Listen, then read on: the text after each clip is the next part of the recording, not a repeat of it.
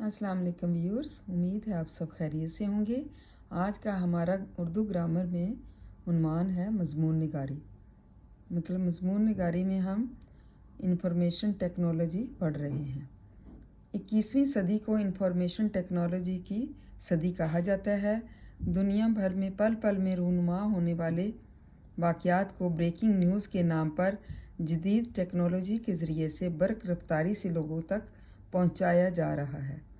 Computer और internet के बढ़ते हुए इस्तेमाल ने कौमी ज़बान उर्दू को भी इस नई तरक्की से हम आहंग होने का हौसला दिया है।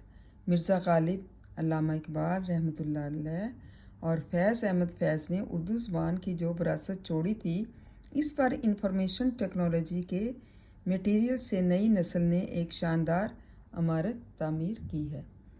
मसलन ये जो हमारी ये सदी चल रही है, इसको किसकी सदी कहा जाता है? टेक्नोलॉजी की सदी कहा जाता है। और दुनिया भर में आप देख लें, मुख्तलिफ़ जगह पर होने वाले जितने भी वाक़यात हैं, उनकी पल पल की मतलब लम्हे लम्हे की ख़बर जो है वो पहुंचाई जा रही है। और ब्रेकिंग न्यूज़ चंद टाइम के बाद आती रहती है, जिसकी वजह से हर टेक्नोलॉजी की इंफॉर्मेशन जो है वो आपके पास पहुंचती है। बरक़ रफ्तारी मतलब जैसे बिजली की तेज़ी होती है, वैसे लोगों तक ये मालूमात पहुंचाई जाती हैं। और कंप्यूटर और इंटरनेट के बढ़ते हुए इस्तेमाल ने कौमी ज़बान उर्दू को भी इस नई तरक्की से मुवाफ़िक होने का हौसला दिया। मतलब हम आगाही पैदा होना, मुवाफ़िक होना, और उर्दू को भी तरक्की हासिल हो रही है। मिर्ज़ा गालिब, अल्लामा इकबाल रहमतुल्लाह अलैह और फैज़ अहमद फैज़ ने उर्दू ज़बान की जो विरासत छोड़ी थी, मतलब जो उन्होंने अपना